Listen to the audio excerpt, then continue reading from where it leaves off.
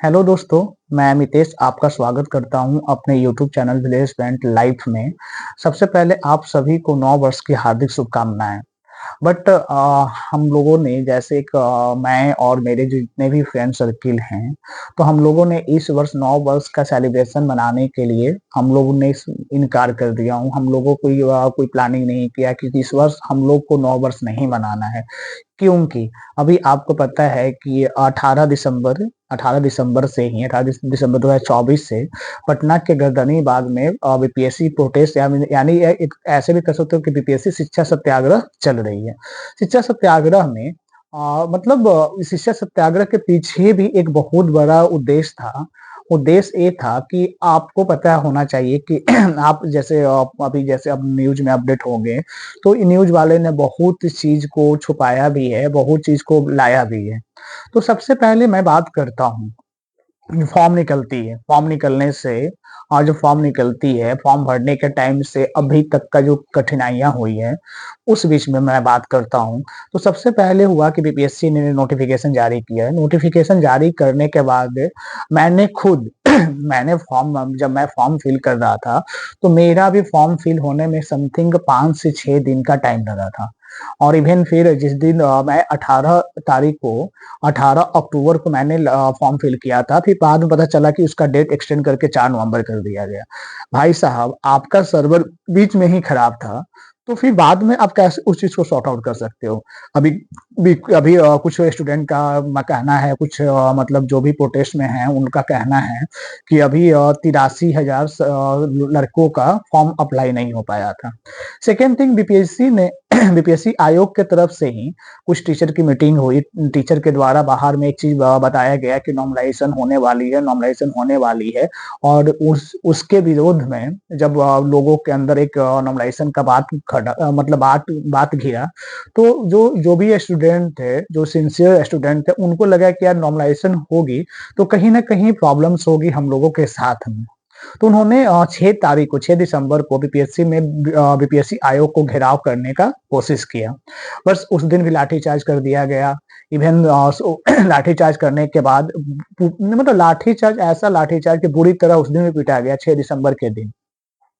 तो 6 दिसंबर के दिन भी बुरी तरह पीटा गया लोगों को। जो भी वो भी पता है किनको, जो कमीशन का कैंडिडेट हैं, जो कमीशन के प्रिपरेशन कर रहे हैं। ऐसा नहीं कि ये स्टूडेंट सिर्फ बीपीएससी का ही प्रिपरेशन कर रहे हैं, ये स्टूडेंट यूपीएससी का भी कहीं ना कहीं प्रिपरेशन कर रहे हैं, उनको रोड पे पीटा गया।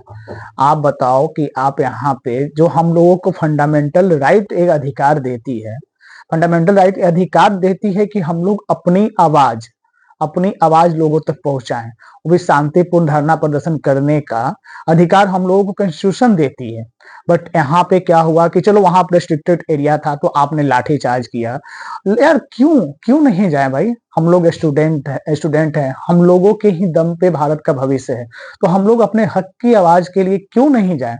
फिर शाम में 6 दिसंबर को शाम में ही बीपीएससी ने क्या नोटिफिकेशन जारी करके एक स्पष्टीकरण दिया कि मैं नॉर्मलाइजेशन नहीं करने वाला हूँ। बीपीएससी की तरफ से कोई नॉर्मलाइजेशन की बात नहीं हुई है। उसके बाद लोगों का डिमांड उठा कि री एग्जाम होना चाहिए, री एग्जाम भी नहीं हुआ। बट 13 दिसंबर को बीपीएससी ने एग्जाम कंडक्ट करवाया। तो 13 दिसंबर को बीपीएससी ने एग्जाम कंडक्ट करवाया। मेरा सेंटर था जिला स्कूल मोतिहारी में। मैंने खुद वहां पे देखा हूँ कि क्या गड़बड़ हुई है। जैसे वहां पे तो एक्चुअली हम लोगों को टाइमिंग जो जैसे बीपीएससी के तरफ से पिछले जो एग्जाम में हुआ है और इस एग्जाम में क्या क्या हुआ, मैं उस पर बात करना चाहता हूँ। तो पिछले एग्जाम मैंने 69 का पेपर दिया था, तो वहां प्रॉपर जैसे ही आप एंट्री ले रहे थे तो वहां वीडियोग्राफी किया गया था। बट मेरा जो सेंटर था जिला स्कूल मोतिहारी में, ऐसा कोई वीडियोग्राफी नहीं किया गया। सेकेंड थिंग, जब एग्जामिनेशन जो पेपर था, हम लोगों को 11:55 या 11:57 के आसपास में मुझे मिली। और उसके बाद क्या बोला गया कि जब तक आपको वहां से ऑर्डर नहीं, बेल नहीं बचता है, तब तक आपको क्वेश्चंस पेपर ओपन नहीं करना है। तो यार यहाँ पे भी हुई। चलो इस बात को लेकर के भी हम लोग कोई दिक्कत नहीं है यहाँ पे भी, लेकिन दिक्कत यहाँ से शुरुआत होती है। जैसे पिछले एग्जाम में क्या था, और भी जो ऑफलाइन एग्जाम होती है जहाँ पे क्वेश्चन मिलता है, ओएमआर शीट मिलती है। तो एक आयोग की तरफ से एक एडवाइजरी जारी की जाती है कि जो भी बुक क्वेश्चंस का बुकलेट है, वो दो स्टूडेंट को बुला कर से उनसे वेरीफाई करवाया जाता है और उनसे साइन करवाया जाता है। बट वो यहाँ पे जिला स्कूल मोतिहारी में ऐसा कुछ नहीं हुआ। तो मैं ये वीडियो के माध्यम से बता रहा हूँ, अगर आपको विश्वास नहीं है तो आप वहाँ पे जो भी है, जो उस रोल नंबर जो मतलब मेरा रूम नंबर 15 में पड़ा था, तो आप रूम नंबर 15 का सीसीटीवी फुटेज निकलवा के आप चेकआउट करो। ये चीज हुई। सेकंड थिंग कि यहाँ पे एक प्रॉब्लम यहाँ पे हुई, अब वहाँ पे जैमर लगाया गया था, प्लस प्रॉपर वीडियोग्राफी हो रही, सीसीटीवी फुटेज था। तो भाई साहब मुझे ये बताओ कि कहा जाता है कि जैसे पिछले साल क्या था कि बीपीएससी ने एडवाइजरी जारी किया था कि जो भी सर्विलांस होगी सीसीटीवी से वो आयोग के पास डायरेक्ट कंट्रोल रूम से होगी। तो मेरे ही सेंटर पे जिला स्कूल मोतिहारी में 2 बार लाइट कटी। लाइट कटने का सेंस कि 2 बार लाइट कटी, सीसीटीवी फुटेज बंद हो चुकी थी, जैमर बंद हो चुकी थी। तो भाई साहब आप लाइव कंट्रोल कर रहे हो तो आपको यहाँ पे एक्शन होना चाहिए। हो सकता है कि किसी रूम में कुछ सेटिंग वगैरह चल रहा हो, उसकी वजह से आप लाइट काट दिए हो। मैं इस पे आवाज उठाता हूँ कि लाइट कटा, 2-2 बार लाइट कटती है 15-15 मिनट के लिए, मतलब आप आधा घंटा का प्रॉब्लम वहां पे हुआ, कोई जनरेटर की व्यवस्था नहीं किया गया था। तो आप ऐसे भी तो कर सकते हो कि लाइट काटने का आपका कुछ रीजंस होगा सेंटर का। ये चीज हुई। सेकेंड थिंग कह रहे थे कि जैमर लगा हुआ है, जैमर लगा हुआ है। मुझे तो नहीं लग रहा था कि वहां जैमर भी प्रॉपर वर्क कर रही थी, क्योंकि जैमर लगा रहता, तो जैमर लगा रहता तो भाई बगल में ही एक वहां पे आप आप पता कर लेना कि जिला स्कूल मोतिहारी में ही एक वहां पे केंद्रीय केंद्रीय जो सेंट्रल यूनिवर्सिटी है उसी में है। वहां पे जहाँ पे मेरा रूम नंबर 15 के जस्ट पीछे में सेंट्रल यूनिवर्सिटी का कैंपस था, तो सेंट्रल यूनिवर्सिटी के स्टूडेंट लोग फोन पे कैसे बात कर रहे थे, मैंने खुद देखा हूँ, खिड़की साइड में मेरा सीट था, मैंने खुद झाँक करके देखा, तो वहाँ पे लोग फ़ोन पे बात कर रहे थे। तो या तो हम लोगों के पास तो कोई डिवाइस था नहीं, तो हम लोग उस चीज़ को वेरीफ़ाई करते। तो कहीं न कहीं हो सकता है कि जैमर में भी गड़बड़ी थी। अब सेकंड थिंग, जब लाइट कटा, मुझे लाइट कटने पे ऑब्जेक्शन है कि लाइट क्यों कटा? आपके पास अल्टरनेटिव अरेंजमेंट होनी चाहिए थी, इन्वर्टर होना चाहिए था, जनरेटर होना चाहिए था, लेकिन नहीं। 15 मिनट बाद लाइट आती है, फिर से लाइट कटती है, फिर 15 मिनट बाद लाइट आती है। तो ये कहाँ से था? यहाँ पे प्रॉब्लम हुई। से अब बात करता हूँ क्वेश्चंस का लेवल। जो भी अभी तक जो भी बीपीएससी से अपडेट होंगे तो उनको ही पता होना हो ही चुका होगा कि क्वेश्चंस का लेवल कैसा था। क्वेश्चन का लेवल एकदम बकवास। जो कहा जाता है ना कि एक मैं अपनी भांजी को या मैं अभी कोई भी किसी बच्चे को जो 9th-10th में बच्चा होगा, आप उसको क्वेश्चंस दे दो, यार वो 75 क्वेश्चंस अटेम्प्ट लेगा। आप कमीशन का एग्जाम करवा रहे हो, पीएससी का एग्जाम करवा रहे हो, मतलब ऐसा क्वेश्चन दोगे कि एक 9th-10th का बच्चा मतलब आपका 50% क्वेश्चन ऐसे ही अटेम्प्ट ले ले। ये कहाँ का था क्वेश्चंस का लेवल यार। चलो उस पे भी कोई कमी नहीं है कि आपका आयोग का है, आपका स्टैंडर्ड क्वेश्चंस का स्टैंडर्ड आपको डिसाइड करना है, वहां पे भी दिक्कत नहीं हुई। हम लोगों ने टोटल एग्जाम दिया, एग्जाम देने के बाद घर पे फोन करता हूँ, भाई लोग से बात करता हूँ, तो पता चलता है कि पटना का बापू परीक्षा परिसर में क्वेश्चन लीक का मामला आता है। मतलब वहां पर क्वेश्चन लीक का मामला तो उसको नहीं कह सकते क्वेश्चन लीक हुआ कि क्या हुआ, आयोग अभी इस चीज को स्पष्टीकरण नहीं दिया है। आयोग का कहना है कि नहीं, कुछ जो असामाजिक तत्व थे जो क्वेश्चंस को लेकर के बाहर भाग गए। तो पटना के बापू परीक्षा भवन में कहा जाता है कि अभी जैसे मैं एक अपना अपना नहीं बात कर रहा हूँ, कहीं मैंने पढ़ा था कि वहां पे कहा जाता था कि एक जो बुकलेट का सेट होता है उसमें 282 क्वेश्चन 282 क्वेश्चन रहना चाहिए, ठीक है। तो वहां पे 192 क्वेश्चन ही क्यों आया, बाकी का क्वेश्चन कहाँ गया? आपको पता है कि बीपीएससी ने खुद स्पष्टीकरण दिया था कि इस एग्जाम में 4,85,000 या 4,25,000 के आसपास बच्चे बैठने वाले हैं एग्जाम में। तो आपके पास तो आयोग के पास तो इतना इन्फॉर्मेशन था, और जितना भी बच्चे का फॉर्म फिल हुआ है उतने लोगों का तो क्वेश्चंस प्रिपेयर होना चाहिए, या क्वेश्चंस प्रिपेयर हुआ होगा, आप लोगों ने कहीं बाहर कर दिया क्वेश्चंस को। कहाँ गया क्वेश्चंस? जो उतना क्वेश्चन मिसिंग है वो क्वेश्चंस कहाँ गया? आप बताए कि स्टूडेंट लेके भाग गया। अरे भाई स्टूडेंट कैसे लेके भाग सकता है?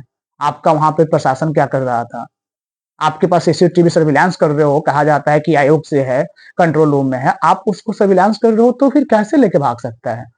इवन जो वीडियो बनी, जो बाबू परीक्षा भवन का जो वीडियो वायरल हुआ, वो वीडियो किसने वायरल किया? कोई वहां के स्टाफ तो वीडियो वायरल कर नहीं सकते हैं, मतलब वहां पे उस परीक्षा भवन में जैसे वो तो इसका मीडिया के सामने रिपोर्ट आया तब लोगों ने जाना। हो सकता है कि बिहार के ऐसे तमाम सेंटर जहां भी हो वहां पे भी कुछ ऐसे सेटिंग हुई हो।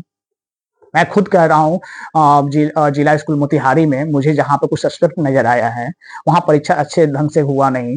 2 घंटे में मतलब 2 घंटे के पेपर में 2 बार लाइट जाना, वो भी 10-15 मिनट के अंतराल इंटरवल के बाद लाइट आना, ये क्या है भाई?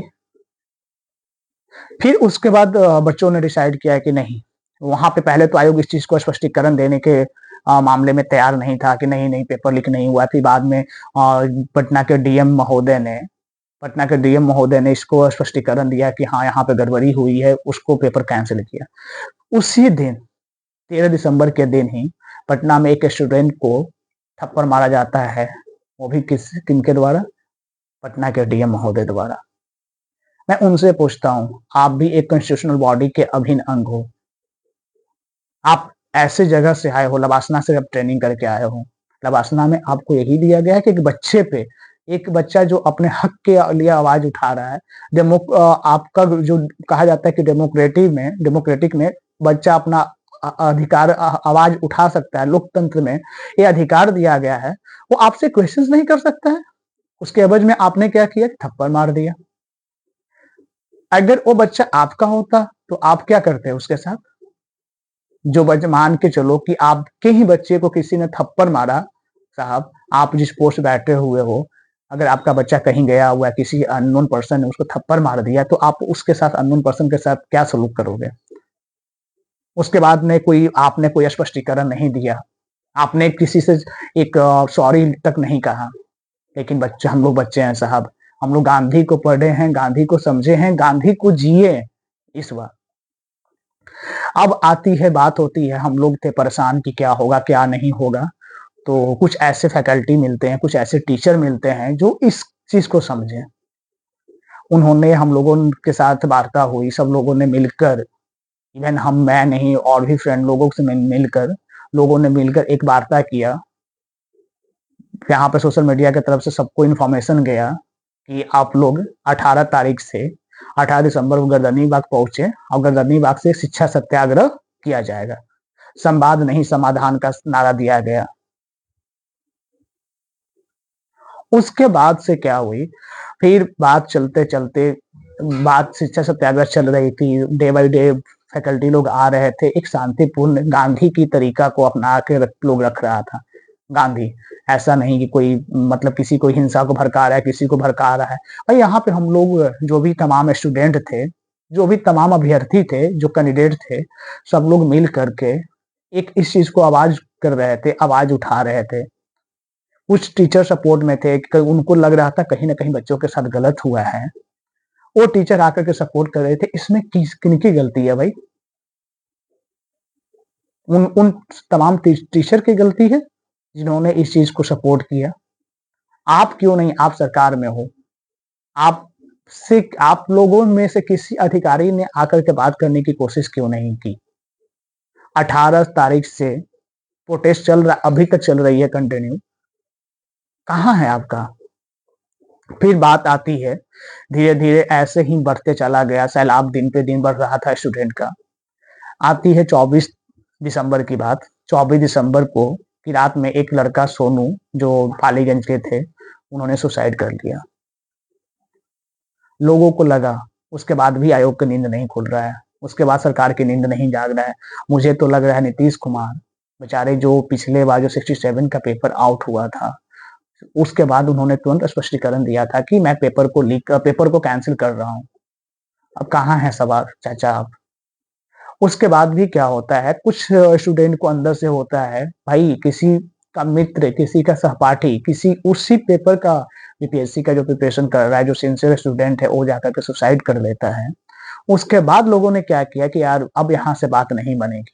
कुछ लोगों, क्योंकि जहां गांधी है वहां भगत सिंह भी थे, वहां सरदार वल्लभ भाई पटेल भी थे, तो लोगों के अंदर आता है यार कि चलो ऐसे अभी तक मतलब 6 दिन ऑलरेडी बीत चुका है, 6 दिन में किसी आयोग से कोई भी अधिकारी बात करने के लिए तैयार नहीं हुए, ना ही कोई प्रशासन से यहाँ पर आकर जो सत्याग्रह स्थल था वहां पर आकर के किसी ने बात करने की कोशिश नहीं किया। इवन उसके बाद क्या होती है सिनेरियो कि 25 दिसंबर को लोगों का जो वहाँ पे कोर कमेटी था, कोर कमेटी की तरफ से डिसाइड होता है कि कुछ लोग यहाँ गर्दनी बाग में बैठेंगे और कुछ लोग जाएँगे बीपीएससी के पास। बीपीएससी के पास जाकर के चेयरमैन से मिलने की कोशिश करेंगे, तो वहाँ पे भी क्या हुआ कि लाठीचार्ज कर दिया गया। 25 दिसंबर को, पहले 6 दिसंबर को लाठीचार्ज हुआ, फिर 25 दिसंबर को लाठीचार्ज हुआ, वो भी तमाम, यहाँ तक कि तिरंगा झंडा को भी फाड़ दिया गया, एक पुलिसकर्मी द्वारा। आप उसका वीडियो आपने खुद देखा होगा। कहाँ का ये न्याय है भाई? कहाँ का ये लोकतंत्र है? वैसे पुलिस अधिकारी जो अपने तिरंगा, अपने राष्ट्र ध्वज का सम्मान करना नहीं जानते हैं, वैसे कहाँ, कौन-सी दुनिया में आप जी रहे हो? अब उसके बाद भी लोगों ने उस चीज़ को एक्सेप्ट किया कि यार कहीं न कहीं हम लोगों ने प्रतिबंधित क्षेत्र में जाने की कोशिश किया तो प्रशासन द्वारा लाठीचार्ज किया। उनसे भी कोई दिक्कत नहीं है। लोगों ने इस चीज़ को सपोर्ट किया। अब यहाँ पे एंट्री होती है कुछ पॉलिटिकल पार्टी की।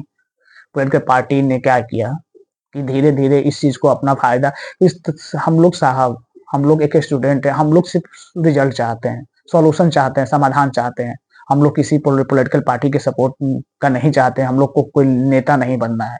हम लोग को पढ़ लिख कर के एक सरकारी नौकरी चाहिए, ना कि हम लोग को कोई लीडरशिप नहीं चाहिए, हम लोग को नेता नहीं बनना है। बट हम लोग एक जो भी वहाँ पे तमाम बंधु हैं, जो भी बैठे हुए थे उस दिन गर्दनी बाग में, नेताओं के बात में आ गया।